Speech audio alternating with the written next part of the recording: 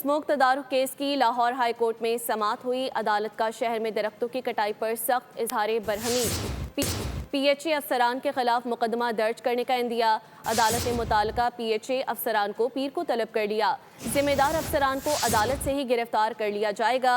Justice Shahid करीम ने हुक्म जारी कर दिया।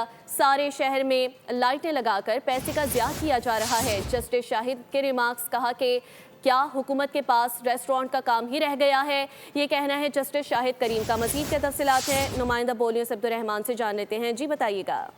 जी बिल्कुल, लाहौर हाईकोर्ट में स्मोक तदारक केस की समाअत हुई है। अदालत ने शहर में दरख्तों की कटाई पर सख्त इज़हार बरहमी करते हुए कहा है कि जिस पीएचए अफसर ने इन दरख्तों को काटा है उन्हें अदालत से ही गिरफ्तार कराया जाएगा। अदालत ने पीएचए के जिम्मेदार अफसरान को आइंदा समाअत पर तलब कर लिया है। अदालत ने कहा है कि पीएचए का काम दरख्तों को बचाना है, जबकि पीएचए ने खुद ही दरख्तों की कटाई का काम शुरू कर दिया है।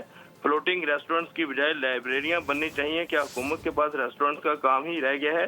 पैसे बनाने के लिए शहर में रेस्टोरेंट्स ही बनाए जा रहे हैं। सारे शहर में लाइटें लगाकर पैसे क्या